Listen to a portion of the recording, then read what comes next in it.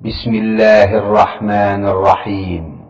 পরম করুণাময় ও অসীম দয়ালু আল্লাহর নামে শুরু। অভ্যাস করতে হবে না মাঝে মধ্যে ওই সুন্নতটাও চিন্তা করার, যে বাসায় বাড়িতে আল্লাহ নবী সাল্লাল্লাহু আলাইহি ওয়াসাল্লাম ফরজ ছাড়া অন্য নামাজগুলো পড়তেন, আর বিতরের নামাজ তো যত শেষে পড়বেন, শেষ রাতে তো আরও তার আসল সময়টাই তো আসে শেষ রাতে। মধ্যরাত্রি থেকে আসমানের দরজাগুলো খোলা হয়ে যায়, মানে আয়োজন চলছে, আল্লাহু আকবার। আর আমরা মধ্যরাত্রে পর্যন্ত, বেশিরভাগ মধ্যরাত্রি পর্যন্ত ওই মোবাইলে নিয়ে খুশাখুশি চলছেই, বলে নাউযুবিল্লাহ ইন্না লিল্লাহ। কি জবাবটা দিবেন আল্লাহর কাছে? কোরআনের মহব্বত নাই, এটা প্রমাণ। সেই জন্যে আজকে এগুলো বসান, মনের ভিতরে এগুলো ঢুকায় নিয়ে যান, চার্জ নিয়ে যান 1 বছরের জন্য, যার যাতে পুরা বছর ওইদিকে মন না যায়।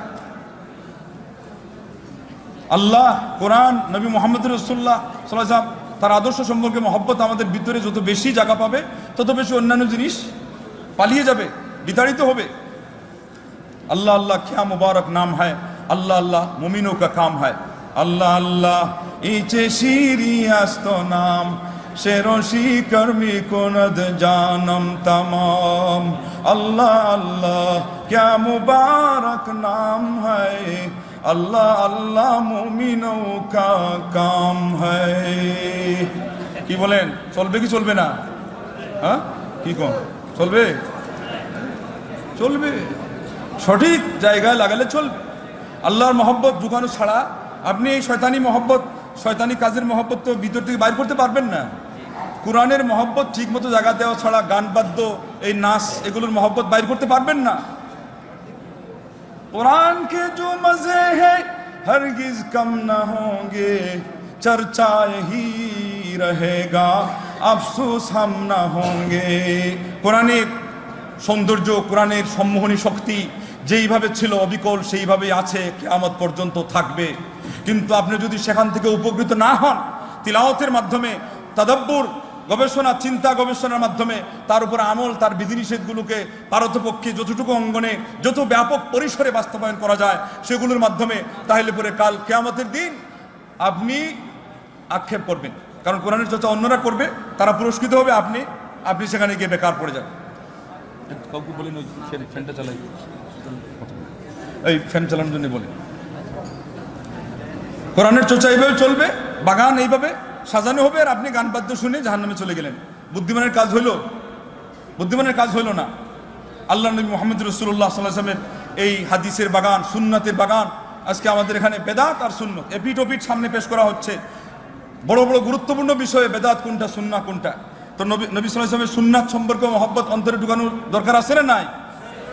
আকওয়ালে নবী ফুল হ্যায় और बिदात है कांटे, हम फूलों को कांटों से जुदा करते रहेंगे। পারবেন কি পারবেন না? নবী সাল্লাল্লাহু আলাইহি ওয়াসাল্লামের কথা, নবী সাল্লাল্লাহু আলাইহি ওয়াসাল্লামের আদর্শ হলো ফুল, ফুল সদৃশ, আর বেদাত হলো কাঁটা সমতুল্য। কথা ঠিক না বেঠিক? আমাদের দায়িত্ব হলো আমরা ফুল থেকে কাঁটাকে পৃথক করেই যাব। দুনিয়ার যেই মানুষ আমরাকে যতই গালমন্দ করুক না কেন, রাজি আছেন না নাই? আজকে বলবে যে এই লামাযহাবি এসে গেছে, আজকে বলবে যে আহলে খাবিস এসে গেছে, আমাদের নাম রাখা হয়েছে আহলে খাবিস। আপনারা খুশি না বেজার? আমি তো খুশি।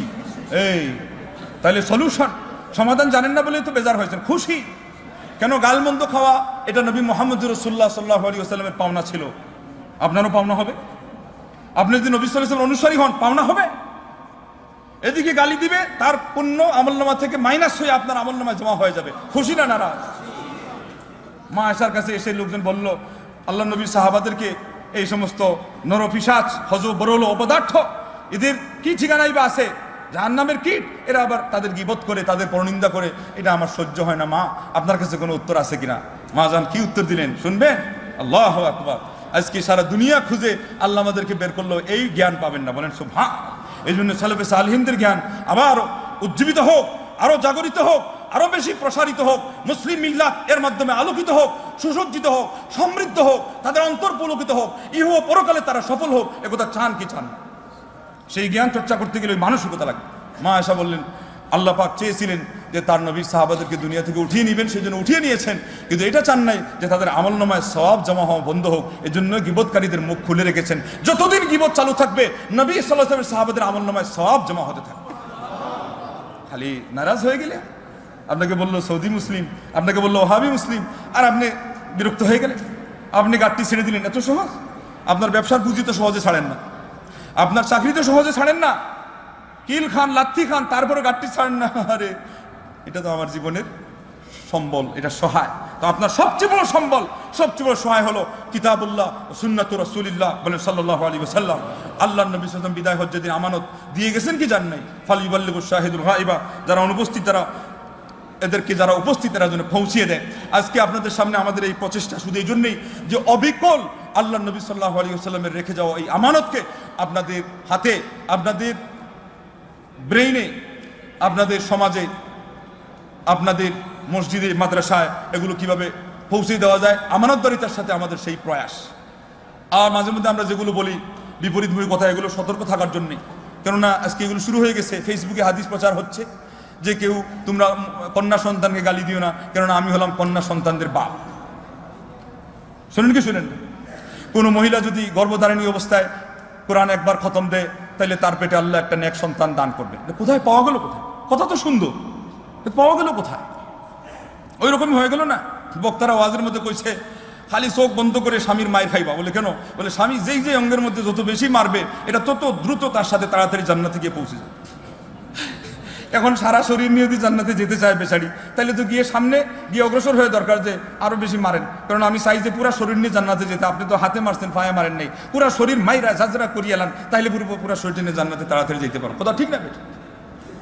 আবার এদিকে বলছে স্বামী, স্ত্রী তার স্বামীর যে অঙ্গগুলোতে যেই পরিমাণে তেল মালিশ করে দিবে, হ্যাঁ, এই পরিমাণে এই বেচারির সাগিরা গুনাহ মাফ হয়ে যাবে। না, ওই বেচারার সাগিরা গুনাহ মাফ হয়ে যাবে। বাহ বাহ, লাভ দুই দিক থেকেই, মালিশও পাইলো, আবার সাগিরা গুনাহ মাফেরও ব্যবস্থা পাইলো। যায় কোথায়? ওই বেচারিতে বান্দি বানিয়ে ছাড়ছে কি ছাড়ে না? বানোয়াট হাদিসের মাধ্যমে মানুষের ব্রেনকে বিকৃত করে দেওয়া হয়, বানোয়াট হাদিসের মাধ্যমে ধর্মকে বিকৃত করে দেওয়া হয়, বানোয়াট হাদিসের মাধ্যমে নবী সাল্লাল্লাহু আলাইহি ওয়াসাল্লামের সুন্নতকে সমাজ থেকে উৎখাত করা হয়, বানোয়াট হাদিসের মাধ্যমে আল্লাহ রাব্বুল আলামিনের অধিকারকে খর্ব করা হয়। এই জন্য বানোয়াট হাদিসের ব্যাপারে আমাদের সজাগ সচেতন হওয়া প্রয়োজন আছে না? আমাদের সমাজের আজকে একদল বলে হাদিস আবার নবীর হাদিস, এটা আবার বানোয়াট কেমনে হয়? আরে 2/3 হাদিস হলো অসাব্যস্ত, এর মধ্যে বড় একটা অংশ আবার বানোয়াট আছে। তো বানোয়াটি হাদিস যে বলে তাদেরকে সাবধান থাকতে হবে। সময় তো খুব কম, একটা প্রস্তাব আসছে বাচ্চাদের কোরআন তিলাওয়াতে। একজন তো আমারও আছেন, উনি কই, আরেকজন আছেন, এই ভাইয়ের নাম কি? ছোট ভাইয়ের নাম কি?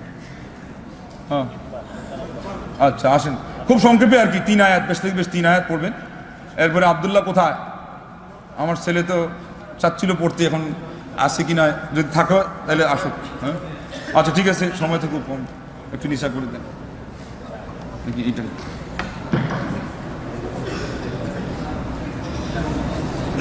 السلام عليكم ورحمة الله وبركاته. أعوذ بالله من الشيطان الرجيم. بسم الله الرحمن الرحيم.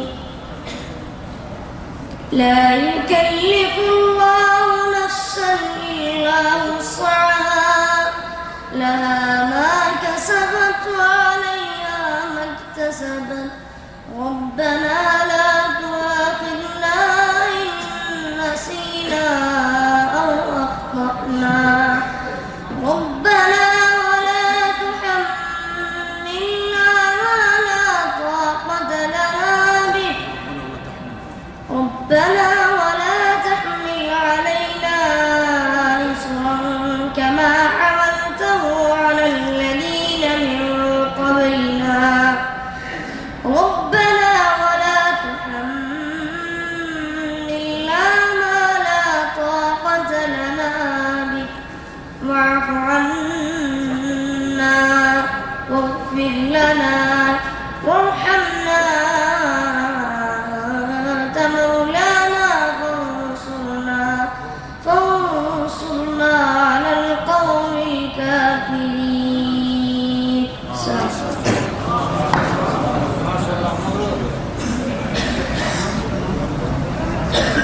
তো আমাদের অন্যান্য সোনামণিদেরকে আমরা করজুড়েই বলতে হচ্ছে, যেহেতু তারা আগ্রহ করে আসছে, কিন্তু সময় সেটাকে সাপোর্ট করছে না। হয়তো বা আরও বেশ থেকে বেশ 1 থেকে 2 জনকে নেওয়া যায় নাকি? আপনারা কি বলেন? কারণ এখানে মূল উদ্দেশ্য হলো ধর্মীয় তথ্য এবং খোরাক যেগুলো পরিবেশন হচ্ছে এগুলো খুব জরুরি কি জরুরি না, বছরে মাত্র একদিন। এই জন্য কোরআন তিলাওয়াত তো ভালো জিনিস। কোরআন তিলাওয়াতের মহব্বতের কথা আমরা আপনাদেরকে বলে দিলাম। এবার বুখারী এবং মুসলিমের রেফারেন্স দিয়ে একটা হাদিসও বলে দিই যে আল্লাহ নবী সাল্লাল্লাহু আলাইহি ওয়াসাল্লাম বলছেন, মা আযিনাল্লাহু লিশাইইন মা আযিনা লিনাবিয়্যিন ইয়াতাগান্না বিল কুরআনি ইয়াজহারু বিহি। আল্লাহ রাব্বুল আলামিন কোনো বিষয় কোনো কথা তার নবী সাল্লাল্লাহু আলাইহি ওয়াসাল্লামের মুখ থেকে যেটা উচ্চারিত হচ্ছে এত মনোযোগ দিয়ে তিনি সেটা শ্রবণ করেননি, যেটা তিনি শ্রবণ করতেন যদি তিনি তিলাওয়াত করতেন গুনগুনিয়ে সুর করে। বলেন সুবহান। হাদিসটা কোথায়? বুখারীতে এবং কোথায়? মুসলিমে। এই জন্য আল্লাহ নবী সাল্লাল্লাহু আলাইহি ওয়াসাল্লাম সুরালু এবং মানে সুললিত কণ্ঠস্বরী ছিলেন। সাহাবী বলছেন, এশার নামাজে নবী সাল্লাল্লাহু আলাইহি ওয়াসাল্লামের পিছনে নামাজ পড়লাম, সূরা 3 পড়লেন, ফামা সামি'তু আহাদান আহসানা সাওতান মিনহু। আল্লাহর নবী মুহাম্মদ রাসূলুল্লাহ সাল্লাল্লাহু আলাইহি ওয়াসাল্লাম অপেক্ষা এত সুন্দর সুরের লহরী বিশিষ্ট মানুষ আমি কোনোদিন তার আওয়াজ শুনিনি সাল্লাল্লাহু আলাইহি ওয়াসাল্লাম। আর আজকে আমাদের যুবকরা গান গায়, আজকে গান নিয়ে ব্যস্ত থাকে, কোরআন পড়ে না, কোরআন মুখস্থ করা জানে না, সূরা মুখস্থ করতে পারে নাই। 300 টাকা দিয়ে মাসে ভাতা দিয়ে ওই ইংরেজি ভাষা শিখে, ইংরেজি ভাষা ওই যে লাভ ইউ কই প্রয়োজন বলে নাউজুবিল্লাহ। আর এই লাভ ইউ দিয়ে লস ইউ হয়ে যায়, সারা এভরিথিং লস করিয়া ফেলাই দেয়। এটার খবর ওই ব্যাককেল জানে না। আর করবেন না এগুলো। ইংলিশ ভাষার পিছনে 300 রিয়াল, আর কোরআনের জন্য যে বলা হয় যে 3 রিয়াল, পকেট মনে হয় মানি ব্যাগ নিয়ে আসিনি বলে নাউজুবিল্লাহ। আমি পরে জানাবো, মাত্র 50 রিয়াল যদি চাও পরে জানাবো। হাফিজে কোরআন হা করে বসে আছে, আল্লাহ এটা কিন কথায় কইয়ে না বেজ্জতি নিয়ে আসলাম। হ্যাঁ, বলারই দরকার কথা ছিল না। যারা কোরআন তিলাওয়াত জানেন না এখানে প্রত্যেকের কাছে আমার অ্যাপিল থাকবে, বুখারী মুসলিমের হাদিস শুনলেন তো, সবচেয়ে বেশি আল্লাহর দৃষ্টি আকর্ষণ তার নবী সাল্লাল্লাহু আলাইহি ওয়াসাল্লাম জিহাদ দিয়ে করতে পারেন নাই, নামাজ দিয়ে করতে পারেন নাই, রোজা দিয়ে করতে পারেন নাই, যাকাত এর প্রতি মানুষকে আহ্বান দিয়ে করতে পারেন নাই, যাকাত দিয়ে করতে পারেন নাই, অন্য কোনো কিছু দিয়ে করতে পারেন নাই, তার সাহাবাদেরকে জলাঞ্জলি দিয়ে করতে পারেন নাই, 70 জন হাফিজে কোরআনকে জলাঞ্জলি দিয়ে করতে পারেন নাই, যেটা আল্লাহকে সন্তুষ্ট করেছেন শুধুমাত্র সুললিত কণ্ঠে কোরআন তিলাওয়াতের মাধ্যমে। বলেন আল্লাহু আকবার। আর আপনাদেরও হাসিনুল কোরআন যায়িনুল কোরআন বিআসওয়াতিকুম ফাইন্না সাওতাল হাসানা ইয়াজিদুল কোরআন হুসনা। তোমরা কোরআনকে তোমাদের সুন্দর সুর দিয়ে পড়ো, কারণ সুন্দর সুরের মাধ্যমে কোরআনের সৌন্দর্য বৃদ্ধি পায়। বলেন আল্লাহু আকবার। ঘটনা ঠিক নাই? ঠিক আছে না বেঠিক? ভালো যারা সুর দিয়ে কোরআন তিলাওয়াত করে, হাফিজে কোরআনের তারাবির পিছনে দেখা যায় মসজিদের বারিন্দা পর্যন্ত ঠেকে না। আর যারা সুর এমনভাবে পড়ে যে প্রথম কাতারে অর্ধেক মাইনাস, প্রথম রাকাতে, দ্বিতীয় রাকাতে 2/3, তৃতীয় রাকাতে সালাম ফিরে কয় যে আর নামাজ পড়ুন কি পড়ুন না একটু চিন্তা করি আল্লাহ, কারণ যদি মুক্তদি না থাকে তো মসজিদে আমার নামাজ পড়ে লাভ কি। ঘটনার কারণ কোন জায়গায়? উনি কোনোদিন কোরআন ভালো করে পড়া শিখেও নাই, সুর দেওয়াই জানেন। এক বড় শিক্ষক ছাত্রকে জিজ্ঞাসা করলেন, বাবা কোরআনের হাফিজ? কয় যে কোরআন তো হাফিজ হয় নাই। বলে আফসোস তোমার জন্যে, যে ব্যক্তি কোরআনের হাফিজ হইল না। কাইফা ইয়াতাগান্না কাইফা ইয়াতারান্নাম কাইফা ইউনাজি রাব্বা, কিভাবে সে গুনগুনিয়ে শব্দ করবে? মনের আবেগ আসলে কোরআন পড়ার মাধ্যমে সেটাকে চরিতার্থ করতে হয়। আজকে যখন আমরা সেটাকে বিদায় দিয়েছি, আজকে আমরা সেটাকে ভুলে গিয়েছি, সেটা বিস্মৃত হয়েছি, অভিভাবক সহ অধীনস্থ সহ সবাই, তখনই আমাদের সেই কোরআনের জায়গায় গান এসে স্থলাভিষিক্ত হয়েছে। আজকে পরেশগার নামাজি লোকরা পর্যন্ত দুঃখের সময় আবার অধিক সুখের সময় গান দিয়ে গুনগুনায়। কথা ঠিক না বেঠিক? ওই রিক্সা চালক সারা দিন ব্যাপী সেই মেরুদণ্ড ভাঙ্গা পরিশ্রম করার পরে যখন দেখে যে আজকে মানি ব্যাগটা একটু ফুলে গেছে, তখন কি করে? ওই যে দেখবেন সুর তুলে। সুরটা কি? নানান ধরনের আজেবাজে সুর আছে না নাই? সুরের তো কোনো কায়দা মায়দা নাই। ওই কৃষক পর্যন্ত ওখানে গান না তুললে বলে মজা লাগে না, অথচ দরকার ছিল কি সেই জায়গায় হয় জিকিরের কোনো শব্দ ওড়াবে, আর না হলে পরে কোরআন তিলাওয়াত করবে। আল্লাহু আকবার। জিকিরের কিছু কথা সময় থাকলে বলবো। এমনও জিকির আছে আপনি দিন রাত 24 ঘন্টা দুয়া জিকির করে যা সওয়াব না পাইতেন, এই জিকিরটা খালি একবার পড়বেন, আপনাকে আল্লাহ পাক 24 ঘন্টা জিকিরের চারও বেশি সওয়াব দিবেন। এটা একটা পরীক্ষাও থাকলো। একবার আমি বলবো, কে মুখস্থ করে রাখবেন, অথবা যদি আগে রেখে থাকেন আজকে এটা পুরস্কার পাবেন। সুবহানাল্লাহি আদাদা মা খালাক, সুবহানাল্লাহি মিলআ মা খালাক, সুবহানাল্লাহি আদাদা মা ফিস সামাওয়াতি ওয়া মা ফিল আরদ, সুবহানাল্লাহি মিলআ মা ফিস সামাওয়াতি ওয়া মা ফিল আরদ, সুবহানাল্লাহি আদাদা মা আহসা কিতাবু, সুবহানাল্লাহি মিলআ মা আহসা কিতাবু, সুবহানাল্লাহি আদাদা কুল্লি শাই, সুবহানাল্লাহি মিলআ কুল্লি শাই। ওইটা আবার ওই শব্দগুলো আলহামদুলিল্লাহ দিয়ে সুবহানাল্লাহ পরিবর্তে জিকির করলে 24 ঘন্টা জিকিরের চেয়ে বেশি সওয়াব আমলনামায় জমা হয়। যাবেন? আর কোনো মাজারে যাবেন? পীরের খানকায় যাবেন জিকির শিখার জন্য? দোয়ায়ে গেঞ্জুল আরশ ওজিফা আনার জন্য যাবেন? দুরুদে তুনাজ্জিনা শিখার জন্য আর ওজিফা কিনবেন? রাহে নাজাত, আমলে নাজাত, এগুলোর পিছনে আর ছুটবেন, পয়সা খরচ করবেন?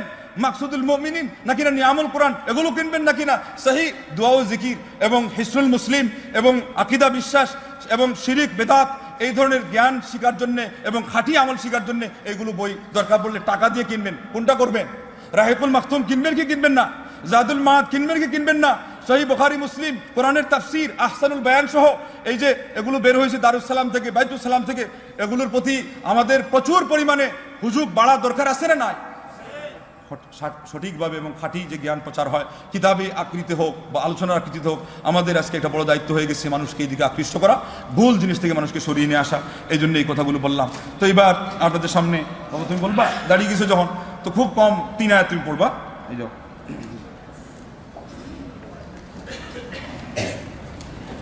এখানে